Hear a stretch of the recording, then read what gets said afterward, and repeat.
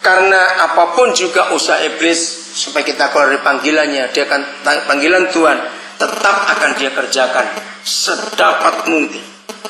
Maka itu pilihannya ada di antara kita. Dalam doa tadi saya katakan ini yang jadi masalah utama, saudara. Apa bedanya kita dengan binatang? Kita ini terlalu banyak yang kita lihat, yang kita pandang. Kenapa binatang itu hidupnya santai terus? Pokoknya ada makanan lah. Karena binatang itu nggak pernah punya pilihan. Ajak mereka ke supermarket, suruh milih, nggak akan tahu. Betul? Nah, fokus hidup kita, pandangan kita yang terlalu banyak, itu membuat kita seringkali bingung. Maka itu fokus kan. Kalau saudara baca Ibrani 12 ayat yang kedua, ya.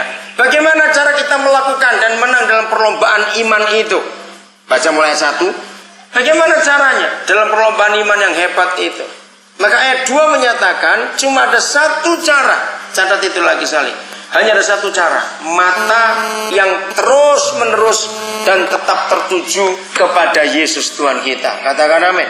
Tidak ada cara lain untuk kita bisa menang dalam semua perlombaan yang kita lakukan ini, kecuali fokus kita cuma kepada satu. Nah, seperti kalau saudara, walaupun tidak semua kita ngerti kamera, foto, tapi sebagian besar kita pasti tahu. Fokus. Apa yang terjadi dalam gambar itu kalau nggak fokus? Siapa yang tahu? Apa yang terjadi? Kabur. Nah, sama seperti itu. Kabur itu nggak enak ngelihatnya, betul nggak? Karena apa? Nggak jelas. Di mata juga nggak enak dilihatnya.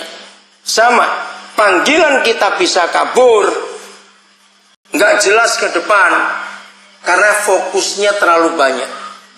Kamera zaman dulu susah, fokusnya ke satu karena lensanya belum sehebat sekarang. Dulu kalau ada banyak yang nggak rata gitu, ada orang berdiri nggak sejajar, foto itu bingung mau bilang mana ini. Nah, kalau sekarang sudah bisa nunjuk ke satu arah. Nah, seperti itu mata kita. Kalau kita ngelihatnya kiri kanan macam-macam semuanya, kita nggak fokus. Kita jadi kabur, nanti mau kemana ini? Nah, untuk fokusnya, menurut Ibrani 12 ayat 2, mata tetap tertuju kepada Yesus. Ya, tidak kepada yang lain dalam hidup ini, hanya kepada Yesus Tuhan kita. Maka itu kita harus jujur pada diri kita sendiri. Apa yang masih jadi fokus yang lain dalam diri kita? Tidak berdosa, memikirkan masa depan, sungguh tidak berdosa. Tapi kalau masa depan itu yang jadi kita takutkan, itu yang berdosa. Sebab orang yang takut masa depan, berarti dia menghina Bapa di surga. Saudara bisa bayangkan kalau suatu hari di internet beredar. Masih ingat Barack Obama, Presiden Amerika, punya berapa anak? Berapa anak? 2. Umur berapa aja?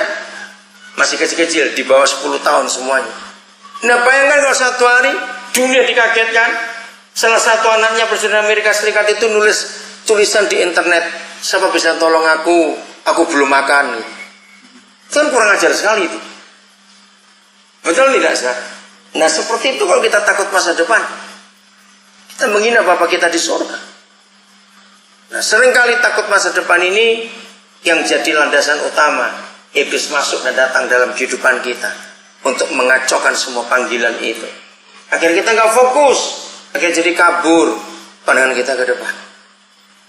Oke, yang berikut, saudara selalu ingat, tolong baca Roma pasal 7 ayat yang ke-18. Ingatlah hal ini terus menerus. Silakan dibaca, salah seorang saudara baca. Sebab aku tahu bahwa di dalam aku, yaitu di dalam aku sebagai manusia, tidak ada sesuatu yang baik. Sebab kehendak memang ada di dalam aku, tetapi bukan hal berbuat apa yang baik. Nah, tahun 70-an Roh Kudus memberi saya ayat ini sebagai moto hidup saya. Sebab aku tahu bahwa di dalam aku, yaitu di dalam aku sebagai apa? Manusia. Kalau sebagai kambing, kucing itu nggak pernah ada salahnya. Manusia itu banyak salahnya. Sebagai aku, sebagai manusia, di dalam aku tidak ada sesuatu pun yang baik. Enggak ada. Kenapa kita belajar ayat ini? Saya katakan tadi, kalau iblis sudah nggak bisa cari kampung halaman kita untuk mengeluarkan kita dari panggilan, maka iblis akan pakai yang dekat dengan kita. Betul? Yang dekat itu adalah bisa istri kita, bisa suami kita, bisa saudara kita, pokoknya dekat lah. Karena nggak mungkin ada petinju bisa ninju orang dalam jarak 100 meter. Wih keren, sejauh apa tangannya? Kenapa? Jadi yang dekat yang bisa buat kita sakit. Nah, apa arti ayat ini saudara? Menarik sekali. Jadi begini, tidak ada satupun yang baik dari hidup kita. Setuju tidak? Ya kalau nggak setuju, saudara bukan manusia, gitu aja. Dengarkan, yang dikatakan manusia itu selalu lekat dengan yang katanya salah. Dengarkan kata ini, yang disebut manusia itu selalu melekat dengan apa saja yang dikatakan salah. Salah paham, salah dengar, salah lihat, salah bicara, salah kira, salah apa lagi ayo. Ya itu sudah salah paham tadi, semuanya salah. Betul tidak? Salah pukul. Salah makan, iya betul, main ceret. Lo bener, salah apa? Salah minum, iya. Nah, salah ucap, betul tidak? Itu yang namanya manusia. Kita harus akui itu. Nah, kalau semua kita sadarkan hal itu, dengarkan ini perkara serius.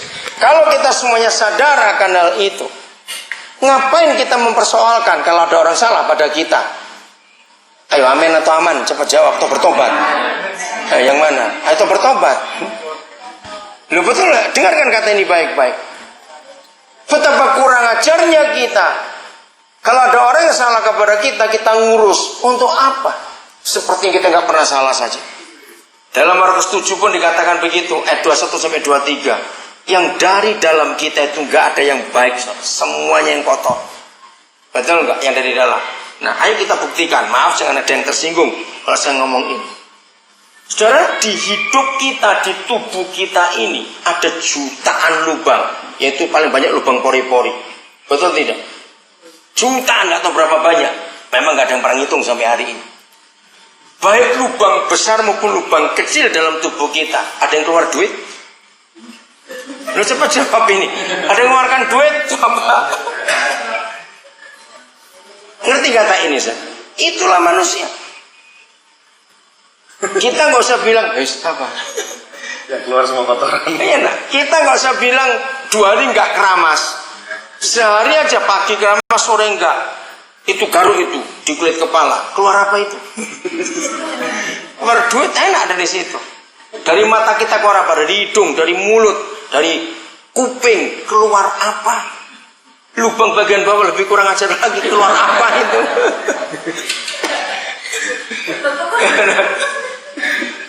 Terus lubang pori-pori kita keluar apa? Nggak ada keringat harum. Wah, kalau keringat harum jadi duit itu. Nah, itulah buktinya bahwa yang disebut manusia itu nggak ada satupun yang baik, nggak ada yang baik. Kita bisa salah, semuanya bisa salah. Maka itu belajar untuk menerima saudaramu yang bersalah, katakan amin. Belajar. Nggak usah diperpanjang. Kalau ada orang salah, usah diperpanjang. Ngapain diperpanjang? Kita juga pernah salah. Amin. Nah, begitu pula suami istri. Nggak usah diperpanjang. Kita semua salah. Kita bisa salah. Dalam hidup kita sangat bahaya kalau ada kata menuntut. Nggak boleh. Sesama saudara, sesama suami istri tidak ada kata menuntut, katakan amin. Tapi mengharapkan. Itu bedanya. Bagi yang belum menikah ini perlu kalian simpan supaya besok kalau menikah itu aman.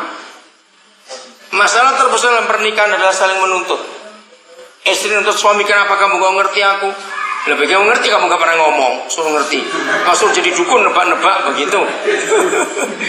Begitu pula sebaliknya, nggak bisa. Jadi jangan menuntut tapi mengharapkan, itu baik. Karena apa? Tuhan Yesus kepada kita, dia nuntut atau mengharapkan? Ya kalau gitu tuh habis semua dari dulu kita ini. Oke, jadi belajar itu untuk menerima keadaan saudara kita. Jadi jangan diperpanjang kalau ada apa-apa. Buang-buang waktu, saudara.